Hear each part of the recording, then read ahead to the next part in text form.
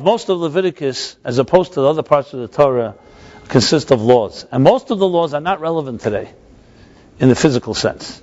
Most of them are applicable to the time of the temple, laws of purity and impurity, laws of the offerings, and so on. And though there are spiritual lessons and spiritual eternal messages in all of it, but the physical manifestation, especially of these two chapters, does not exist. The primary theme in both these chapters is the leper. The second chapter is called Mitzorah. Mitzorah literally means the leper. But this is not regular leprosy. As Maimonides writes, this was a leprosy that does not exist today. Not a medical illness. It's a spiritual illness. He writes this was a miraculous type of illness that was a warning for people who what? Who slandered and gossiped others. Gossip. That's what he writes. Based on the Talmud and based on this. So there's a whole elaborate system of laws here of different signs of certain leprosy symptoms, of blotches and scars and so on, that appear, as Maimonides and others explain, that this was not a natural thing. This was in the time of the Talmud, the time of the temple, and before that, a spiritual illness that doesn't exist today. And it was a direct result of people's gossiping about each other. Lashon hara. So we have an entire chapter that is not relevant in the physical sense. As I said, all these laws, the offerings, the way we heal, are not applicable again in the material, in the physical sense of the word. But what jumped out at me was particularly one line. One line. The line goes like this. It says, in part of the process of healing the Mitzorah, one of the aspects of the healing is by bringing an offering of 2 birds. And the Talmud explains all the details of the healing, which I'm going to not focus on all of them, but this one about the birds. Why birds? So here's the interesting statement. Listen to this. Why birds? This is because the lesions of tzarat, which are the lesions that are of this spiritual illness, come as a result of gossip, which is done by chattering. Therefore, this person is required to bring birds for his ritual purification, which twitter constantly with chirping sounds. This is a Rashi written over 1,000 years ago, citing a Talmud written almost 2,000 years ago. The word is twitter. Twitter constantly with chirping sounds. So that's what jumped out at me. I said Twitter and the Mitzorah. There you go. Now, as you know, Torah was never copyrighted, so there's no patents involved. The Torah was given in no man's land in the wilderness, and intentionally because they did not want anyone to claim rights over it. This way, it's knowledge, it's truth, it's God's word that everyone has access to. You know the classic Woody Allen joke, where the guy comes to the rabbi, "Rabbi, can you teach me the truths of life?" So he says, "Of course, the Torah. Will you teach it to me?" "Absolutely." "How much will it cost?" "How could I charge you?" God didn't charge us when He gave us the Torah. Moses didn't charge us, so it's free. So he was absolutely amazed. What do you get for free today? Let alone the truths of existence, the truths of life. They sit down, and this is of course Woody Allen's sardonic and cynical conclusion. They sit down, and it's all in Hebrew. And the other rabbi finally has the punchline. The rabbi says, "Well, Hebrew lessons will be $10,000," which is the classic stereotype, and unfortunately, often that's what religion has become: bureaucratic and financial and administrative, and lost its very often its spiritual touch, the soul. So the Torah was given to us without any type of copyrights and patents. So Twitter can rest assured that even though Rashi wrote this in the Talmud, no one's going to come and sue them for the name. But the interesting thing is, after the initial reaction, Twitter, its name implies exactly that: chirping constantly, twittering constantly, which, if anything, captures in one word the information age. Constant twittering. I don't know about yourself here; you're all probably so pure and soulful, but there are many people in this world that cannot stand very long alone without getting fidgety and having to touch their mobile device and check it. I must say, you've been very disciplined. I've seen nobody do that right here. But a phone can ring any moment, you know how it goes, and who knows, it may be the most important call you're ever going to get. But that's how it is. Most of us are not able to stay away from. I sit at meetings, and I find it so rude. But this has become now tradition. You can sit at a board meeting, you can sit at any meeting, and people start texting. They've even mastered the art of maintaining eye contact while you're texting someone else. There are people who are able to. It's called multitasking. Now, I understand that it's efficient. And today you're able to get it from, it's like the guy, they asked him, why are you climbing Mount Everest? He said, because it's there. We all know there was once a time we didn't have such access to information. You had to wait till you got home, till you checked your email. There was a time there wasn't email either. You had to wait till the mail came. And there was a time that wasn't there either. But once Mount Everest is there, we have to climb it. Now that it's accessible, now you can't be left behind. So you have to have that access. And it continues to roll. Fine. So, but in a way, what it captures, the twittering, chirping constantly, that name captures it better than anything. Facebook, whatever it means, Facebook, pictures, book, however that name developed. But Twitter is like the verb, and you tweet and you Twitter. So I could not ignore this serendipity, what do we call it? This coincidence.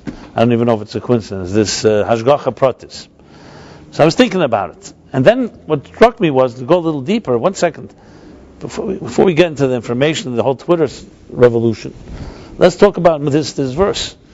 Why are the birds responsible? Why are they brought an offering? Because human beings are chattering about each other and gossiping and slandering and lashon hara. So just because birds chatter and Twitter incessantly, why are they suddenly the victims of our chatter? And they're brought as an offering. That's what struck me here. And secondly, birds are naturally created to Twitter. We're not necessarily created that way. That's what birds do. That's how God made them. Now, what they say exactly, I have no idea. But they're twittering a lot. You hear them in the mornings.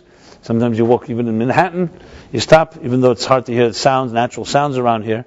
But, sometimes these birds, it sounds like some type of major concert going on. You ever hear like thousands of them?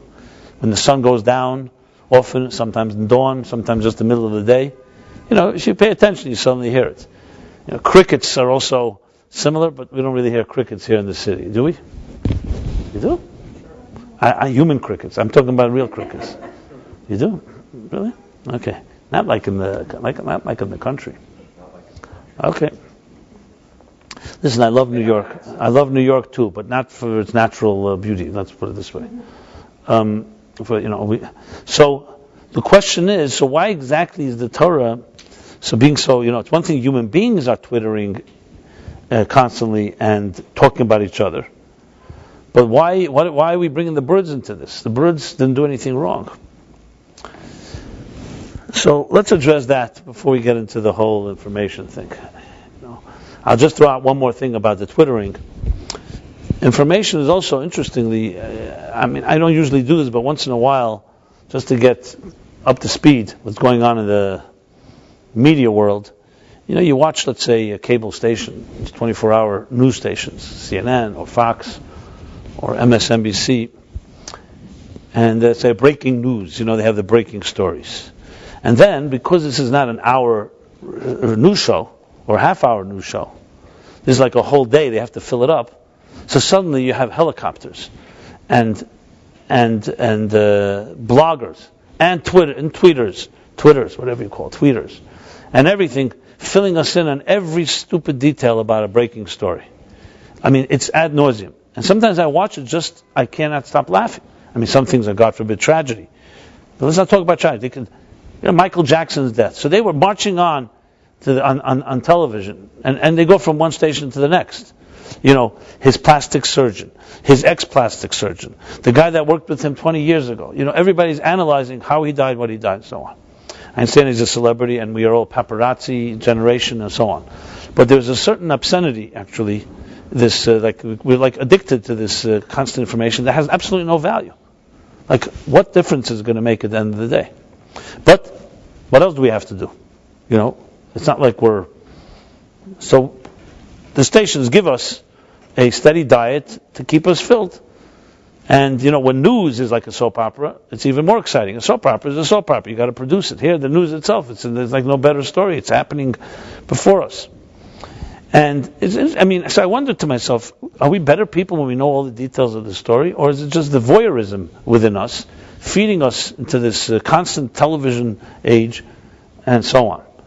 Now, we're all guilty of this, I myself included. Sometimes I watch it, and it's like, and then I stop myself and say, so what exactly is intriguing here?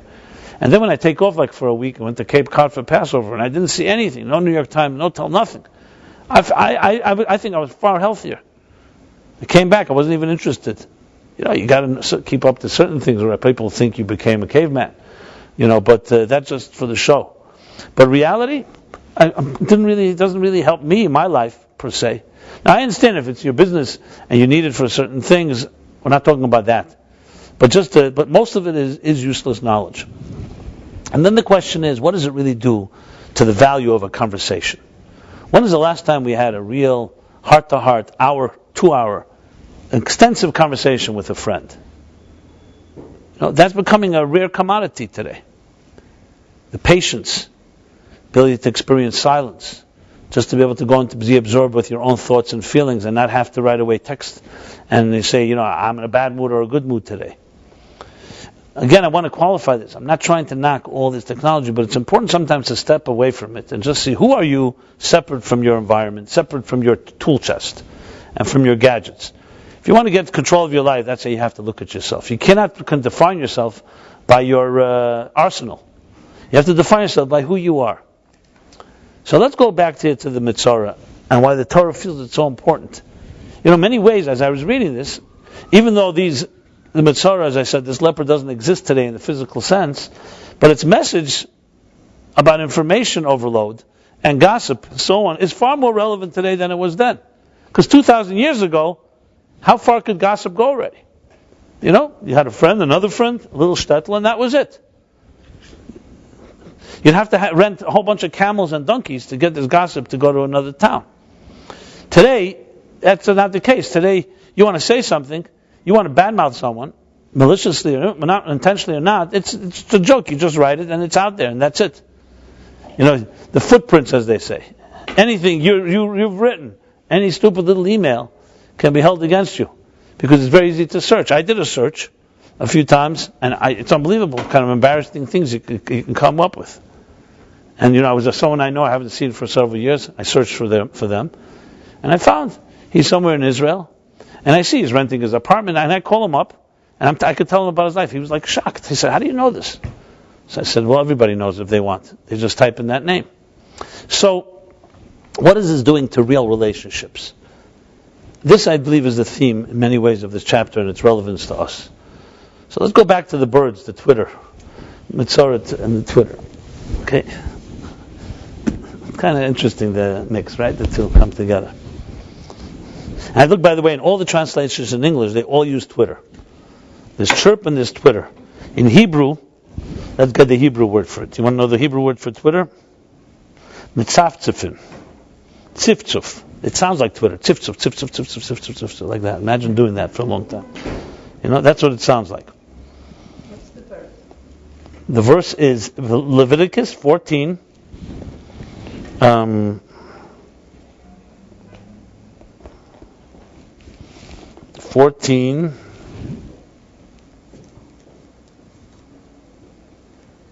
7. 14:7. Just looking for the Hebrew original. 1 second.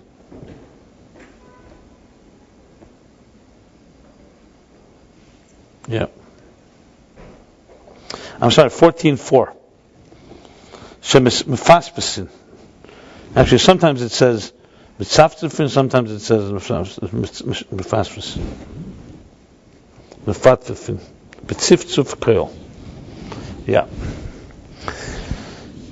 And so I'll ask one final question. That's a connection. A person's chattering and twittering with his mouth about others, and being that bird's Twitter, that's where you bring a bird as an offering. It's like a weird connection. As I said before, what are the birds responsible here? So let's begin with number one. with our relationship with the world around us. In the Torah we have the concept of animal offerings, which the same question can be asked. Why is an animal responsible for our problems? Offer yourself. You did something wrong, offer yourself. Why are you bringing an animal offering? So the Ramban Nachmanides says something very powerful, and I'll explain it in a moment. He says that when a person brought an offering, they were supposed to imagine as if they were being offered, and God in His compassion said you can transfer it to something that belongs to you instead, to a piece of property, to your animal. But it's really you that is being offered here, your flesh and blood, because it was you that made the mistake. And what's offered in the temple on the altar is the blood and the fat, because they represent passion and indulgence, which is the root of most indiscretions. Passion and indulgence. So fat is indulgence, and blood is passion. When a person is selfish and greedy and is easily able to talk bad mouth someone else, it's because they're not thinking. They think only about themselves, what I need right now. They're not sensitive. No one wants to be talked about. Why are you talking about somebody else? It's because you're indulging in yourself. So the offerings are essentially an expression, a way of transferring and going through. And if a person did not personally do tshuva, in other words, you can't just bring an offering and go home and sleep. You have to cry over the fact that an animal had to bring an offering in your stead, in your place, and you have to work hard to actually make sure that you never make that mistake again. So the question is asked: why are the animals responsible? Why should we use an innocent animal to protect, to atone for our sins? So this question goes a little deeper into the whole issue of our relationship with, as I said, with the world around us. The same question you can ask is about basically the human consumption. We consume mineral, vegetable, animal. Even if you're a vegetarian, even if you're vegan, so you're consuming mineral. What right do we have to consume another form of life for our own sustenance? So I know some people have a problem with killing animals and consuming animals. Some people have a problem not with animals, and but vegetables fine. Some people, even eggs they also will not eat, and so on, and fish. But the real question is, it should bother us not that we should touch any life for our own sustenance. What right do we have to take an apple off a tree, off its own so-called destiny, its own trajectory? Maybe apples have relationships we can't relate to. So it's true, yes, an animal, when you kill an animal, it sheds blood, it cries out. But who says that when you tear off a plant from its stem, from its roots, you're not causing it pain just because it doesn't cry like we cry, because there's no physical blood? Maybe it lives in its own world. It has a relationship with its with other plants, and the same thing with mineral. So of course the answer will be, well, what am I supposed to do if I'm not going to eat mineral, vegetable, or animal? I'm going to die. In other words, animal you won't eat because that bothers you, but vegetable because you have no choice. Judaism does not find that to be an adequate answer.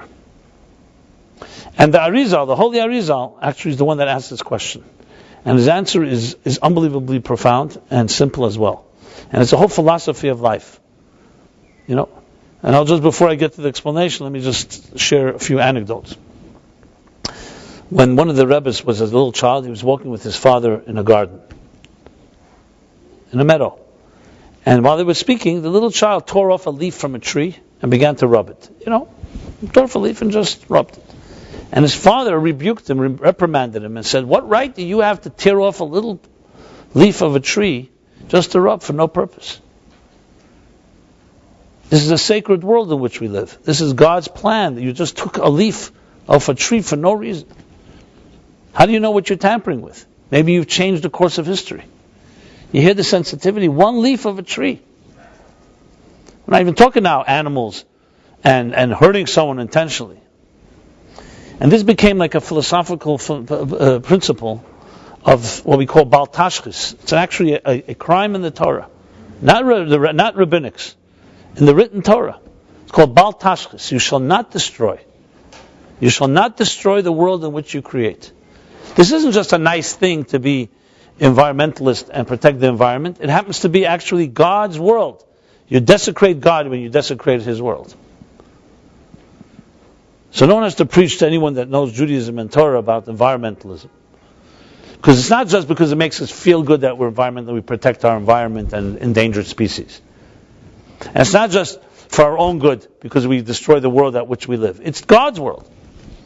A similar statement is made, for example, about a person's self-mutilation is forbidden in the Torah. You're not allowed to mutilate yourself. Scar yourself, wound yourself. And the commentaries explain why, because your body is not yours, it's God's. God gave it to you on loan, a lease, for your life to watch and protect it.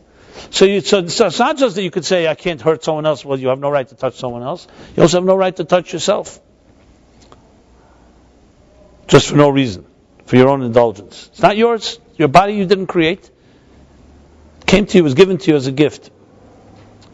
So that's the extent of Jewish sensitivity, Torah sensitivity to the world around us. Even a leaf of a tree. So now we say, in the Mishnah, in the Talmud, it says the following. There are two opinions. They ask the question, why were Adam and Eve created last in the Garden of Eden? You all know the story of Rosh Hashanah. Rosh Hashanah is actually the last day of creation. It's not the beginning. The sixth day of creation is when we honor the beginning of the year, Rosh Hashanah.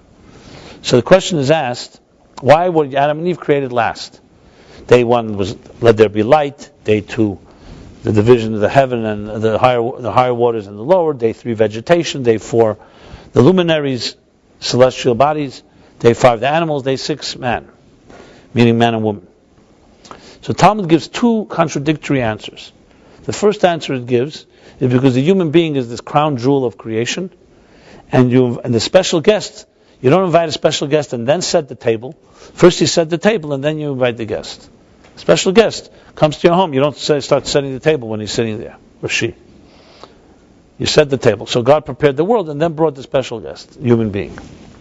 And the second answer given is seemingly absolutely contradicts the first answer. Second answer says, in case you ever get haughty or arrogant, remember, human being, that you were created last, that even the lowly insect, even a yitush, a lowly insect was created before you. So what are we, a crown jewel, or even lower than a lowly insect? And the answer obviously depends on how we behave. Free will. If we elevate the world, we use our abilities, our strengths, to dominate over the universe and make it a better place, then with the crown jewel, with the guest, special guests. But if we desecrate the world, and we use our strengths to destroy nature around us, then we are told you're even lower than an insect, because an insect has never defied God's plan.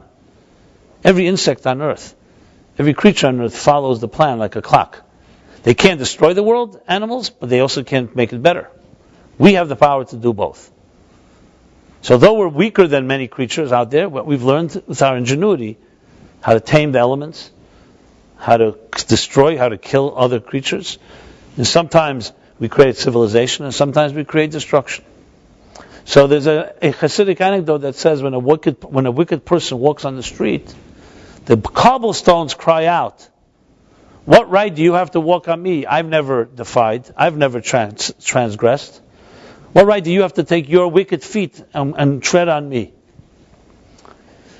This is the relationship we have with the world around us. And now let's go to the Arizal. So the Arizal explains, why is it that God created us in a way that we consume? Our sustenance is dependent on consuming other forms of life. Mineral, vegetable, animal. At least mineral and vegetable. And he answers it on the verse in the book of Deuteronomy, which says, "Ki lo yalechem levada yichya adam." Not on bread alone does man live, does a human being live. Ki im al meitzeh pi Hashem yichya adam. He lives on the spark of the divine spark that is inside the food, inside the bread. So the Arizal explains that the world was created by God for a purpose. to use a Kabbalistic metaphor, the purpose is refining and elevating the sparks. What are sparks? Sparks are spiritual opportunities that are scattered in a very disorganized way all over the world. Each of us is allocated with a certain amount of sparks that we have to elevate in our lives. Where are these sparks? They are the coordinates of your life. Where you've been led. Your personality type. The places that you've lived and you've traveled to. The people you know, the opportunities that come your way. Each of us has our own particular journey, trajectory. That is a mystery to many of us. But you're there for a reason, because that's where your sparks are. So why some of us were blessed with certain skills and meet certain people and go to certain places, because in those areas, that's where our particular spiritual opportunities are there. And our job is to elevate them. And that's why God created a symbiotic world. We're not self-contained creatures. We are dependent on each other and on mineral, vegetable, and animal to live. But we have the choice. You can consume other parts of the world, tread on them, and use them for destructive purposes, and then you're lower than an insect because you've destroyed. Or, and that's the purpose, you can elevate it. So you're walking in a field. You see a beautiful apple tree. You're very thirsty. It's a hot day. And the apple starts talking to you. It's very juicy, and it says, why don't you bite into me? Or you think it's talking to you. And you rip off the apple from the tree, and you just bite into it, consume it, and then you self-indulge in the apple, and then you go ahead and hurt somebody.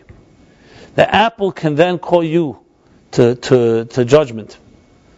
What right did you have to tear me off a tree for me to become part of your flesh and blood so you could hurt another person? Now I'm a partner in your crime. I was sitting peacefully on the tree without hurting anyone. Yes, I wasn't making the world better. I can't say that. Nature makes it better. There's a certain natural process, whether it's photosynthesis or other things, the balance. But I was definitely not destroying. Now, if you take that same apple and you use the energy and strength, sensitivity, to help another person, to change the world for the better in some way, then the apple thanks you and says, because hanging on a tree, I never could have achieved that. And now I've become part of doing something greater. That's the human being's ability. That's why it says right in the beginning of the Bible, I'm giving you the blessing. You're not going to be the most powerful creature, but you will be the most dominant one. There are many animals that are far stronger in pure horsepower than we are. But we have ingenuity. We've learned to harness, we've learned to tame, we've learned to control, we've developed weapons and so on. Technology. So what do we do with this? So the Torah says, be responsible. I'm giving you multiply, have children, v'kivshua, and conquer the world. But conquer it not for self-indulgent purposes, conquer it for me, for God. Sanctify it, turn it into a spiritual world. Because that apples and trees and minerals, vegetables and animals cannot do. And then the whole entire world thanks you because you've helped elevate it all. So, like it says in some Torah books, it says, minerals are consumed by vegetables, and vegetables are consumed by animals, and animals are consumed by people. And interestingly, scientifically, the more something is consumed, the more it multiplies. There are far more vegetables in this world than there are animals, because they're consumed by that many more. And there's a balance that's necessary. We all know when a certain species goes extinct, it will cause usually an overflow of the animals that it would eat or it would consume, and that would cause its own damage. So there's a whole ecosystem that's in place. So this goes back to that result. So we have a relationship with the world around us. And yes, we impact the world around us, even the animals and the minerals and vegetables around us. And just to give you an example, it says in the time of the flood, why were the animals also killed? Human beings were the ones that brought Molei Aretz Shachas. The whole world was corrupt and filled with crime. Why the animals? Because the humans, it said, corrupted the animals too. They also became corrupt. The only ones they couldn't corrupt were the fish in the sea, so that's why the fish in the sea were left alone, because we can't corrupt them, because we can't live in the sea. The sea and the fish are under the surface, so we can't corrupt them. Now, I always thought about this statement as, it's interesting.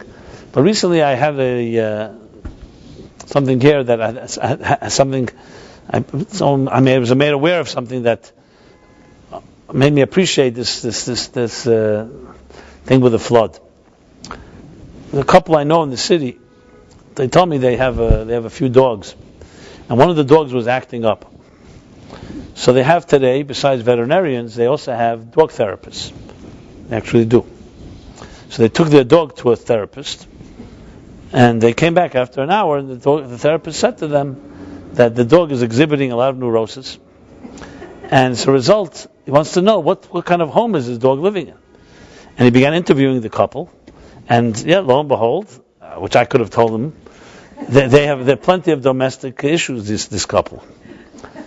And it basically, the dog living in that environment has assumed dysfunctional tendencies. It's aggressive, it's moody, and so on and so forth.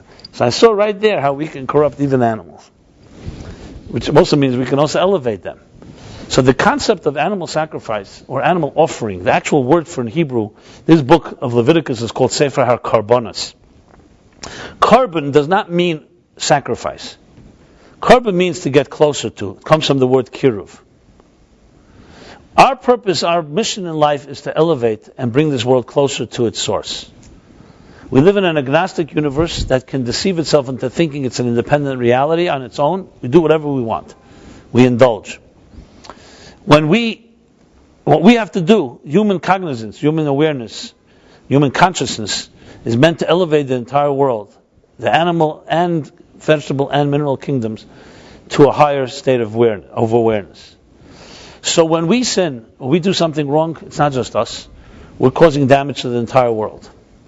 And that's why we bring an offering. Not because we're taking an innocent animal, we're taking an animal that is representative of a part of who we are, and we are saying, this is representing me. So the idea of the relationship of the Mitzvah and the birds is much more profound than we think. Why did God make birds that chirp? More importantly, why did He make us as humans hear that chirping? Now I know this question is not asked in science, but Torah asks us questions. You see, science studies phenomenon and tries to understand the reason for it. But the science will never ask a question why birds, they ask a question why birds chirp, but not necessarily why we hear the chirping. But the Torah asks such questions because the Torah is built on the assumption there's a God, and nothing happens by accident. There are many things that we don't hear. There are many sounds in the universe that we can't even hear. There are certain decibels that we're unable to hear. Why did God make us hear chirping of birds? Because the world is a lesson to us. Everything you see around you, from my flesh I behold God. From nature we understand things. Now I know we all love nature. Well, I guess most people do. There's a certain harmony. These nature shows are very interesting. I'm always intrigued by them. And I always think there's something missing after every nature show. You know what's missing? What lesson does it have for us in our lives?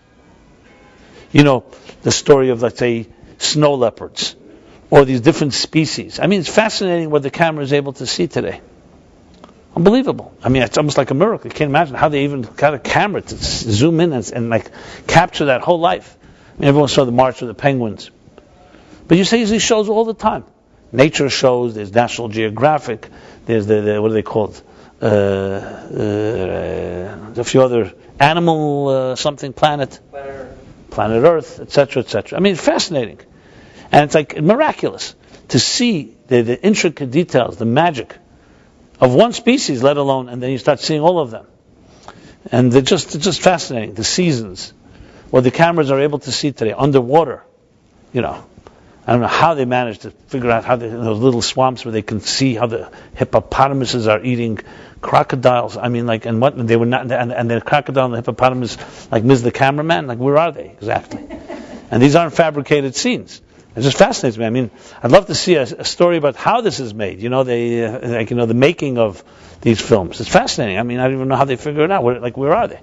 You ever see these swamps in Africa where they have it? I mean, it's pretty interesting. But I mean, it costs a lot of money just to produce those type of shows. But they're fascinating because they resonate with us. You know why they resonate with us? Not just because we're getting a glimpse into the mystery of life and nature, because nature is us. And that's what I would love to do, is add a half hour to that. Like, what's the lesson in that to us? Every animal has a lesson. Why certain animals survive this way, how they protect their young. Each animal has its own set of rules. You know, I just was watching otters.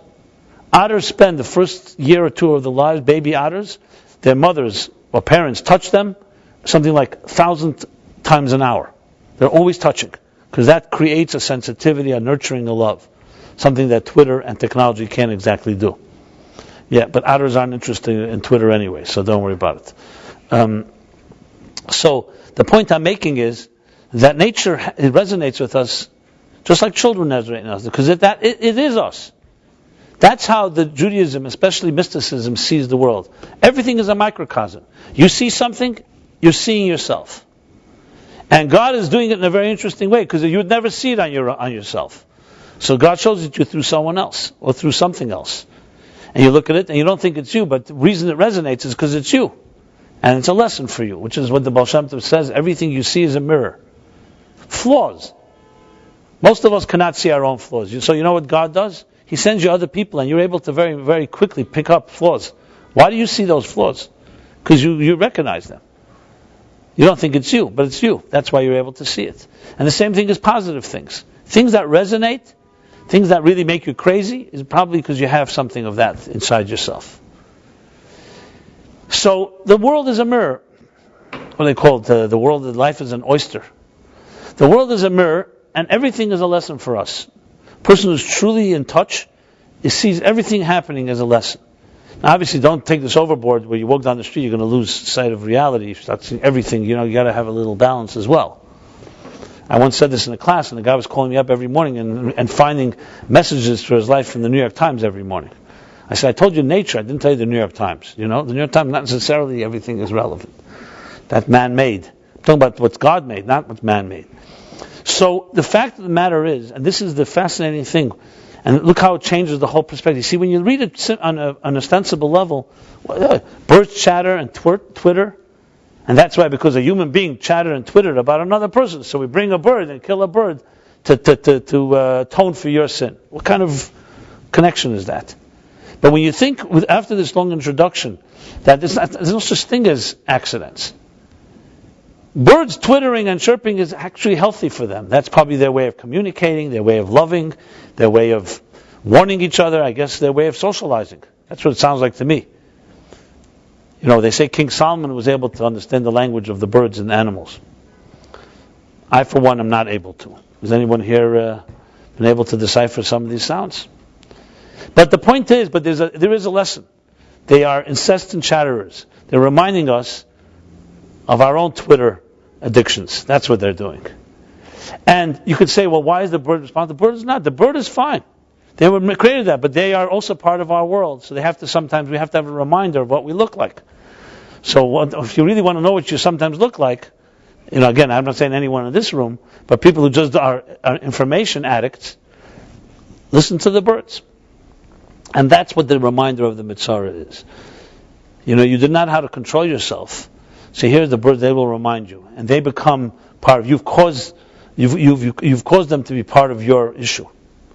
So the fact that they do it, as I said, I want to qualify again. The birds chattering and twittering was never seen as a sin. First of all, animals don't sin, because they do exactly what they were created to do. But the lesson and their connection with us is vital.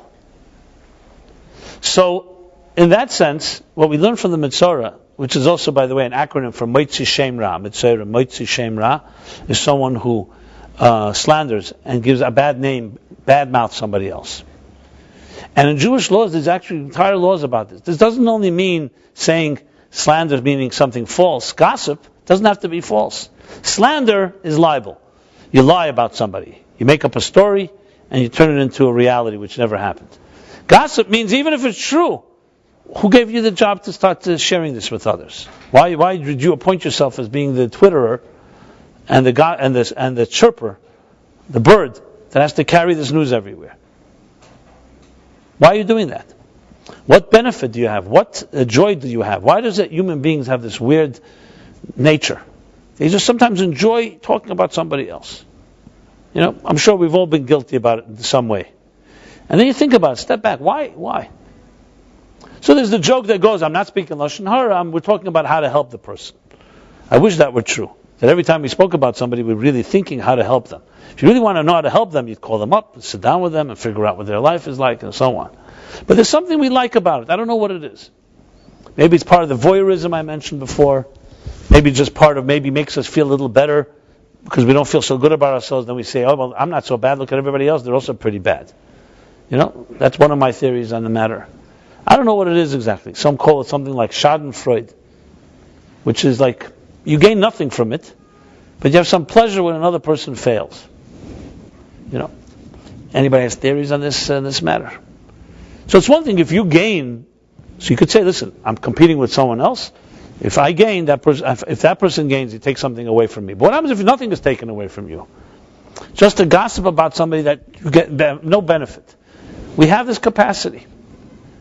And if you get to the root of it, the capacity comes from our own self-indulgence, lack of sensitivity, like many things we do, out of negligence, out of not really thinking.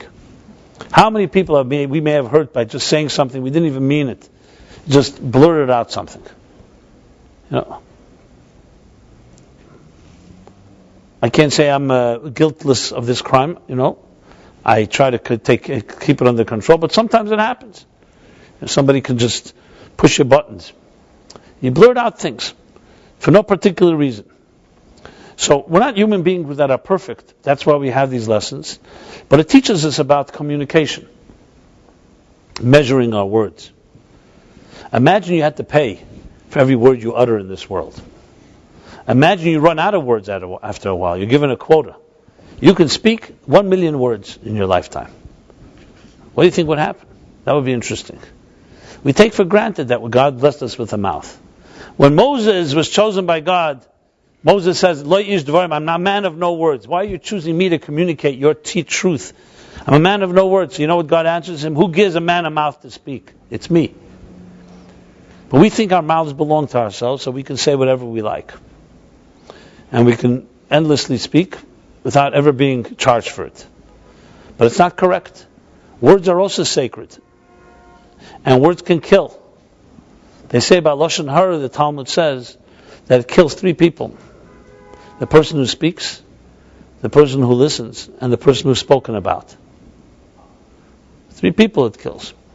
So words are powerful tools, because we can use words to express love, to express warmth, to help people. And we can use words to hurt people. So just like the apple on the tree, our words are also part of the blessing that was given to us, and we also have the choice. So we have these entire chapters that talk about an illness that would manifest in the olden days for somebody who was twittering too long. Today, maybe the illness is worse because we don't see it. We don't see necessarily in any obvious way damage done by our overconsumption of knowledge, our information revolution. We don't see it. It takes years for these things to have an impact. Who is it that said that people read more and more today about less and less? So it's not that today we have a lower rate of illiteracy, it's only that today illiterate people know how to read. This is the great Oscar Wilde. I'm not suggesting he's a paragon exactly of a model, but nevertheless it's a good line. So I think it's about looking at ourselves. It's more than just the speech. It's looking at ourselves and being more sensitive human beings. So the Twitter Mitzorah connection is a reminder. It's a reminder of our own lives, a reminder of our own gifts, a reminder of our own responsibilities. Wherever we go, there are sparks, as I said, waiting for us. Right here in this room tonight. Anyone out there, you have sparks allocated to you. There's that beautiful story with the Baal Shem Tov. I use it very often when I travel and go to places I've never been before. And you think about it, it's like really very powerful. And many of us suffer from what we call boredom, right? My life is monotonous. I keep doing the same thing again and again. My results are the same as well. So there's the Baal Shem Tov story. He once sent students of his on a mission. And after they returned, the Baal Shem Tov wanted to know everything that happened. So they told him, we went and we fulfilled the mission. But that was not enough. He began to focus on, he wanted to know how they traveled, and where they stopped, and where they went, and so on. Which was, to them, was a little odd, because what difference does it make? We went this way or that way. We ended up at the destination, we did our job, and we move on. No, but he insisted. Okay, so since he insisted, they began to share with them. They stopped at this town, and where did you sleep that night? Well, one night we couldn't get to town, so we slept at the side of the road. In the morning we woke up, and what happened in the morning? We washed our hands, we said our prayers, then we sat down for breakfast, we had something to eat, and we drank. What did you drink? Water. Where did you get the water from? From a brook. There was a brook of water on the edge, on the side of the road, and we took the water. We made a blessing, and we drank. Baal Shem Tov jumped up, excited. What's he excited about? That they drank water, a cup of water. How many times a day do we drink a cup of water? And he said the following. He said, the entire creation, from the beginning of time, that water was waiting for you to come and make a blessing on it and drink it and use it to strength to fulfill their mission. And I think about it when I travel, as I said, sometimes I come to a new place. I was in Cape Cod, I told this story. Sometimes you walk somewhere and you wonder, who walked here before us? And whoever it is, but now you're here. Maybe this spot, this moment was waiting for you from the beginning of time to do something that would change this place. It's an unbelievable way of thinking of life. You can never be bored when you think like that. Everything has exciting opportunities. Every person you meet, everywhere you go, because you're there for a reason. And it could be that you're the one that's going to fulfill the purpose of something that's been waiting from the beginning of time. That's like tremendous. If you think about it, it's not just some religious concept. Today, in physics, this is basic thinking. Everything is energy. There's no such thing as making a mark that doesn't live on forever. Everything is energy. Everything produces energy. There's no such thing as just an inanimate experience. Everything is connected to us. The observer affects what it observes. And the butterfly effect. A little breath, a little gust of wind in Kansas can create a typhoon in Singapore. Or whatever cities they use. Because we live in a symbiotic world. Everything affects everything. And what Judaism has, Jewish mysticism has, it's not just everything affects everything, but it's waiting for you. Specifically, you have something you can accomplish. Imagine you would feel that way, and everyone would feel that way every time you speak to somebody. That this is a gift sent to you. Here's a person, a soul. A special soul, a dignified soul sent to you to meet you. You're intersecting with this person. What's the reason? Is it just for you to take advantage of the person and they take advantage of you? Is there some deeper element to it? And the same thing is when we walk down the street and we look at a bird or we drink a cup of water. Doesn't matter, whatever it is. It's filled with energy. In a way, it's like being a true spiritual business person. A business person, wherever they go, especially if they own a business, they're always looking for opportunities. They come to a party, right away checking out the joint, the lay of the land, who's here, what business cards I'm gathering, who can I connect with, who I can benefit from, who can benefit from me, opportunities. Always looking for an opportunity. The Torah tells us that that's the way we should be looking at life. Everything is a spiritual opportunity. Which of course means it's not always about you. It's not just about you're going to gain from it in the material sense of the word, but you will gain tremendous spiritually. And every human being and every interaction has that opportunity. I was trained to think this way. I saw in my life people who live this way. It's not very common. Because most people do live in the world, most people in this world are busy exploiting. They're busy looking for something that's good for them. We all have a beautiful side. Question is what dominates? What are we doing most of the day? So we mimic those that came before us. We were used, so we use others. That's how it works. The blind leading the blind.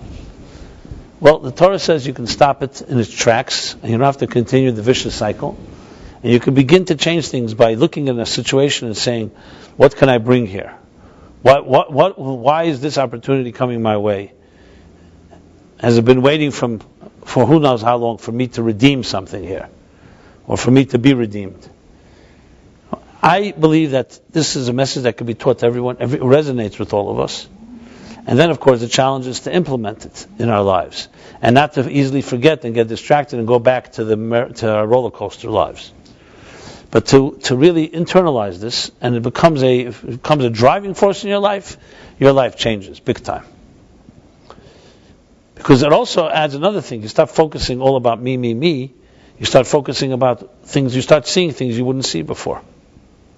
Two people could be in a room, or two people could be in a seat. Some people see something and some don't. Who are those that see? The ones that see are the ones that are not looking at themselves.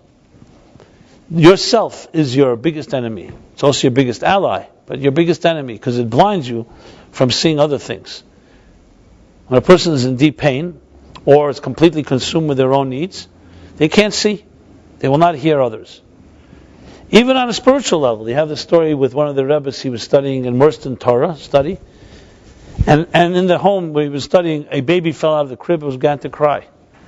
And it was his father, who was a greater scholar than him, who said to him, and he was so immersed in the study, he missed the cry, couldn't hear the child crying. So you'd think, wow, that's a great virtue. He's so immersed. His father said, how could it be that you're studying God's Torah and you would not be sensitive to the cry of a child? In other words, there's also sometimes spiritual selfishness. It's about me. So me could be sometimes immaterial things. It could be also something that's soulful. The people who are sensitive to others are people who are not self-focused. That doesn't mean we shouldn't take care of our needs. That doesn't mean that we shouldn't take care of ourselves. But it means it's not the beginning and end of your life is you. You're here to give. You're here to serve. You're here to protect. And unfortunately, because we are hurt so often ourselves, we become defensive, as I mentioned. And then we become focused on how to protect myself from others. How to get what I need. Nobody ever took care of me. Nobody has ever watched over me. Now I have to do it. There are people who grew up in very unhealthy homes and for years were silenced and not allowed to be themselves. And then when they finally discover through therapy and hard work and pain themselves, sometimes they go the other extreme. They now leave room for no one else. I know a few people like this. I remember asking one, I said, you've become what was done to you, you're now doing to others. Now it's all about you and no one else. That's what your parents did to you. And she said to me, 20 years that was done to me, now I need my 20 years for myself. So I said, look, you need to do what you got to do to heal. But remember, the goal is not to stay there. The goal is to create a balance.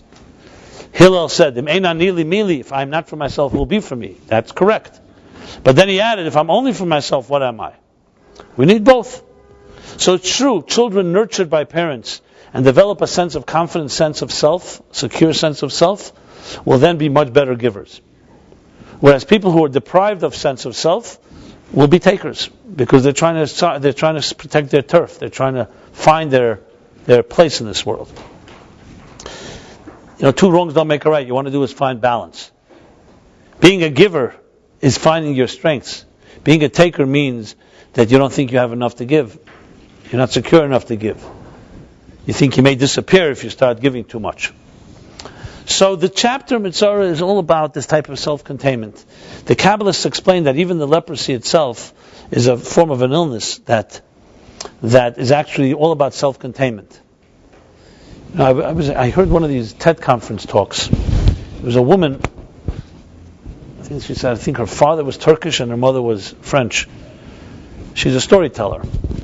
And she said from her father she got the type of deep spirituality and tradition. From her mother she got atheism, and scientific analysis of everything. She said she had a grandmother in Turkey who was like a healer. It's an interesting thought that she shared.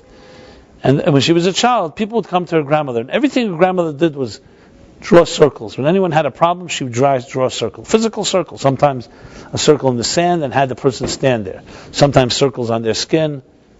Sometimes circles metaphorically. And as she got older, she asked her grandmother, who was a proven healer, people trusted her. This is one of these TED conference talks. And she said to her, she asked her grandmother, what is the thing with the circles? So her grandmother told her, everything that is enclosed dies. Fresh air is necessary to be healthy. So when a person has an illness, and if you enclose it in a circle, you crush it till you kill it. That was her perspective, which is what motivated her, one of the motivations to become a storyteller, because she felt through stories she could break out of the circle. So in communities, people living in ghettos, people living around other people with the same mindset, these things are very destructive forces. They're very maybe good in your young age where you need consistency, you need nurturing. But at some point, lech lecha, you got to get out of your land. You got to get out of your habits. You got to get out of your comfort zones. And it's interesting. The people are able to do that. Breathing. Where does an infection fester? When it's concealed, when it's locked up, when it's surrounded. There's no breathing room. There's no spout. I met a person who terrible pain in their lives. Psychic pain. Very, very emotionally wounded. Grew up in a very disturbing home. And I asked him, did you ever cry? He said to me, I have never cried. Last time I cried, I was 6 years old, and my father told me, you don't cry, babies cry. Father telling this to a 6-year-old. So that was it. It became like a sin to cry. So I said, so what'd you do with all your pain? He says, it's in here. And I'm terrified to begin crying, because if I begin, I'll never end. I have so much to cry about. And I thought to myself, the analogy of the spout, when you boil water in a kettle. Imagine there's no spout. It'll boil and boil. What will happen? It'll explode. You need a release point. Everybody needs a release point. Tears, the Kabbalists say, wash your soul. They're a form of release. It's an expression. It wells up and you express yourself. Even a cry out, when you cry out, oy vey, or some other cry, when it's appropriate, it's a necessary expression from the depths of a person's soul. Imagine a person is silenced. What happens to the cry? It begins to implode. And you have layers and layers and layers of tightness, actually even physical tightness. You ever hear somebody gives you like a massage and they say you're very tight between your head and your heart. Your neck is very tough. Because what happens is the body does not forget. The body gets tied up in knots and it will always retain what was not released. And those tears that were not released. So I'll tell you what I did with this fellow. I didn't know what I could do to help him. He was sitting, I remember, in my office. So I asked him to stand up. I went over to him and I hugged him. He was like, he froze up. I never felt something. It was like a metal beam I was holding. And I saw how tight he was. It was all in his body. And no one had ever hugged him, I guess. I don't know if that was helpful, but it definitely didn't hurt. He was like shocked in a way. So we all need that type of that. We need to breathe. And to breathe needs fresh air. Just as I said before the question why God created birds that chirp, why did God create that we exhale and inhale? How many times an hour? Anybody knows the numbers? I'm sure you can Google it in our information revolution. You'll get the information like this. But many times a day. Why can't we just take one breath every morning and then we exhale at the end of the day? 72. It would become 72 per hour? Yeah. Okay, there you go. Was that like a wild guess or? Usually normal respiratory rate is about 11 to 12 minutes. Okay. 72 is actually a holy number, by the way. Ayin Beis. It's also a discourse that I'm teaching now. Ayin Beis, 72. But give or take a little, right? So why did God make it that way? It would be like a lot more efficient for the machine to breathe in once in the morning and then breathe out once at night. Or maybe breathe in once in your lifetime and breathe out at the end of your life. We don't eat every second, hopefully. So you eat a few times a day. It's enough fuel for the rest of the day. You could ask for the same question with meals. We'd be a far more efficient machine. So as I said before, the reason we consume is we eat because God wants us to have a relationship with the world around us. And the same thing with breathing. He wants us to have a relationship with the world around us. You exhale and inhale. You're always connected to the world around you. You need it. Without the air, you can't live. And then you exhale. But it also teaches us a lesson that you always have renewal in your life. You never have the same stale air. Always fresh air. You hold in a breath too long, it's not healthy. And the heart is the same thing. Heartbeat. Expansion, contraction. A guy came to me a while back and said to me that his wife is too restless. He'd love to have some animal bliss. So I said, like, how much animal bliss do you want? Like, how peaceful? He said, absolutely peaceful. I could use it. So I said, like a straight line like that? So he said, yeah. So I said, go to a doctor, a cardiologist, and tell him that you have a straight line. You're not going to like the result. A heart that looks like that is not exactly good. A heart has to look like this, the heartbeat. Now, not extremes, extreme peaks and extreme valleys, but life is about breathing. And breathing means not self-containment. Gossip, slander, any of the vices that we indulge in are all about a self-contained state. It's not about breathing. It's not about getting out of the comfort zone. It's about yourself. Staying stale air, recycled air, what we call incestuous inbreeding, metaphorically speaking, that any ghetto mentality has. Now we all begin maybe living that type of mentality, then you want to broaden your horizons. So, birds, interestingly, they do chirping and twittering, but they do something else they do. They soar. They fly. So there's another side to them that we could also learn from. Instead of incessant twitter, also the ability to fly, to soar, to take wing, and know we can fly to greater places, transcendent places. So if we all had this attitude, as I said, that whatever experience you meet, whatever person you meet, is an opportunity, a spiritual opportunity, to be able to help us all fly, instead of an opportunity to just talk and chirp and twitter without purpose, I think we'd have a much better world. So the experiment has to begin in this room right here, however is online, to try it out. Try it out in your own little life. I don't know if we can do a cold turkey change of everything, but tomorrow morning or tonight, once in a while, give it thought what I've said here this evening. The thought of, why am I here? Why am I meeting this person? What's the opportunity?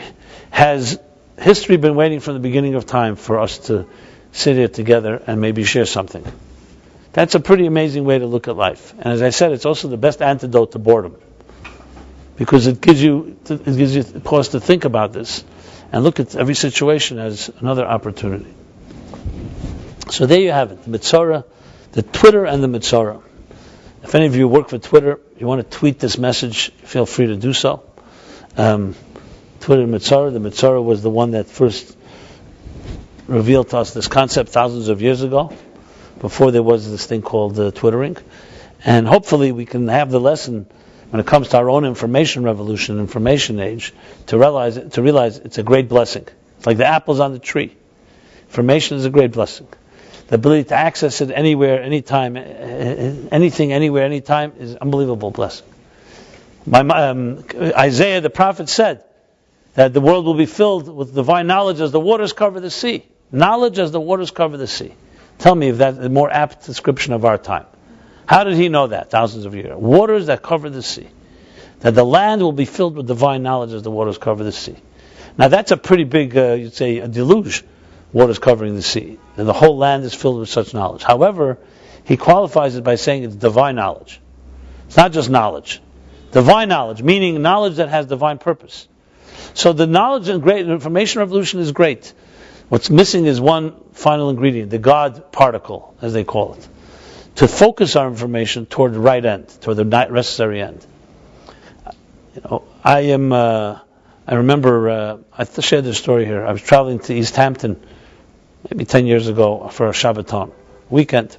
It was Friday afternoon. I stopped at a gas station, and while I was filling up the gas, right near the gas station was a club. So there was a guy there parking cars for people coming for the parties that night. And he asked me if I'm staying for the party. So I said, well, I'm going to the party, but not this one. Anyway, we start talking, and he asked me what I do. I guess he was intrigued with me for some reason. And I told him I write, I teach. What do you write? And he says, you know what, you send out an email every week. Yeah, I'll put me on your list. And he gave me his email address. So of course I took it and I included him. And I went on to my journey back to East Hampton, down to East Hampton. Years later, maybe, I can't remember exactly, at least 5 years after that episode, I get an email from him. An email. You probably don't remember who I am. I am the fellow you met in the parking lot 5 years ago on your way to East Hampton. He remembered everything. He says, you probably didn't know that I was Jewish. You thought I was some redneck in some Long Island town parking cars. And I am Jewish. I lost my parents at a young age. I never went to any type of Jewish education. But meeting you has changed my life. Because after you started sending me your emails, they became my Judaism. I pray with them. I study them. It's my Yom Kippur. You started listing my Yom Kippur, my Rosh Hashanah, my Tisha B'Av, my Purim, my Sukkot, and so on. Because I write about it all, and he was following it. And I was like blown away. You never know. After that, I became this what do we call it? Harvester of emails. I became this meshugana for emails. Wherever I go, I meet people. I said, "Give me your email address." It became like second nature. And sometimes it sounds a little weird, like they think I'm just trying to sell something. Because I saw here technology. This would never have happened. If it would have said, you know what, I'll call you, I'm in New York. I don't know if he was coming to New York, meeting, email. Press of a button. He gets it, I send it. It eliminated all boundaries between people. And in this case, a person's life changed because of it. Simply getting a weekly thought that spoke to him. So I realized the power of a world filled with divine knowledge as the waters cover the sea. But there's zelu umazeh, there's the antithesis. Everything has a counterforce, which is when information is swamping us, it's also a flood. But it's flooding us instead of us using it, it's using us. And that, of course, is as destructive as the other one is productive. And that's our choice. We have a great blessing today. Whether it's Facebook or Twitter or email and so on. A guy wrote to me, some holier than thou rabbi writes to me, he's shocked that I'm on Facebook. Now, mind you, he's writing to me an email. So I wrote back to him, I'm shocked that you're on email. What do you mean? Facebook is just 10 years after email. Since when is email holier? You want to be holy, what are you doing on the internet altogether? But people like Jeff Bezos said when he unveiled the Kindle, he said that people were shocked it's going to the destruction of civilization, no more books, now it's going to be e-books. So he made a great statement. He said technology is anything created after you were born. That's technology. Once upon a time, before Gutenberg, the printing press was technology. It's just 400 or 500 years that they didn't have another way of delivering content. And Socrates, 500 years before that, said, or more than that, said that the first time they began to put down things on a tablet, on papyrus, was the downfall of civilization. Because people are no longer retaining and going to have conversations. They're going to write everything down. This is long before our age. So the problems have existed from the beginning of time. As I said, junk in, junk out. It all depends on us. These are tremendous tools. They can either fill the world with divine knowledge, like the waters cover the sea, or they can fill the world with knowledge that overwhelms us, and we lose sight of anything, and we become less human, more depersonalized, less conversations, less heart-to-heart discussions. Or you can use an email. Try it out. This is a good exercise. Send one email tomorrow. If that's too much, one this week. That's not for any selfish purpose, just a nice, kind note to somebody. That think of someone that maybe deserves a nice little few lines. Then you've used technology for what God wanted. And you start getting a little addicted to that style as well. It's like using these tools, like I said with the apple. It's waiting for you to use the proper way. That's why this technology was waiting from the beginning of time. Remember, Adam, Moses, the great didn't have technology. But technology is not man-made. We've created instruments. But the technologies that allow computers to work, the energies that allow computers to work were there from the beginning of time. Whether it's quantum mechanics, because subatomic particles, cellular energy, nuclear energy. It's energy that allows us to access and create all these communications. That energy was there from the beginning of time. God planted it into the universe, and it took centuries, it took millennia, it took the 20th century till we finally started discovering these invisible forces, and now we manipulate them to be able to access anything, anywhere, anytime. So it's been waiting also from the beginning of time. Our generation, Like the story of the Baal Shem Tov. The water was waiting for his students. Technology has been waiting for us. These energies have been waiting for us. And what are we going to do with them? Are we going to eat the apple just for our indulgence? Are we going to Twitter and chirp just for our own self glorification? Or are we going to use the gifts that we were given, the technologies that have been waiting from the beginning of history to serve its purpose, which is to connect the people like we've never been able to connect, with warmth, with love, with a message that's meaningful, with something that's elevating, something that connects us all. And today there's really no excuse. Today you can connect to anyone. You can send out a message. 7 billion people hypothetically can connect with it, except the newborns. So let's make it 6 billion people. Fine. It's also pretty good. So there you have a positive lesson from seemingly a negative chapter. Mitzorah, Tazriya. Sazriya, Mitzorah, actually Sazriya means to conceive. Isha Kisazriya, when a woman will conceive. Birthing. Mitzorah means leper. So basically it says in the Sefer Yetzirah, the book of formation, one of the earliest, maybe the earliest Kabbalistic work, some attribute it to Abraham, that Ein Lamata Menega, Ve'ein Lamayla Me'eneg. The word for Mitzorah, Nega, which is a disease, that disease, is the same letters as the word pleasure. So the book of formation says there's nothing lower than when a person falls in this spiritual illness due to gossip, and there's nothing higher than reaching divine pleasure. So we have the choice, like I said, either to elevate to the world to the highest levels, to give birth, Sazriya, or Mitzorah, to stoop to the lowest. And that's our choice. Today we don't have this illness, but we have the illness is there, except it doesn't take form on leprosy. Today it takes form in human dysfunctionality, in the maladies of how we interact with each other or don't interact with each other. So gossip, talking about others, is far deeper. It really means there's no communication. You speak to someone with love and kindness, you're not going to be gossiping about them so fast. So the best defense is offense. Words of love are the best antidote to words of hate, or words of distrust, or words of just plain gossip that have no benefit altogether. So God bless us all that we should use our words wisely, and we should chirp and Twitter for the right things, and to use our skills, our blessings, and realize that we are here today, this time, this place, because from the beginning of history we've been waiting for us, each one of us, to do something revolutionary, to do something that unprecedented, that no one that ever lived or ever will live can do what we can do. So live up to that. And we'll all be proud of each other. And it's my honor to intersect with such unique souls like yourselves that have been sent here to earth by God to do something unprecedented. It's my honor to meet you all in that context. And that spirit. Talk about emails. Please leave me your email address. And you never know. And more importantly, send to your emails or to your whatever communication, texting, SMS, the whole list of communication tools. Send a warm message out there. And you never be surprised. It wouldn't hurt. And maybe you could start sending a weekly thing to your friends. Just want to send you something nice.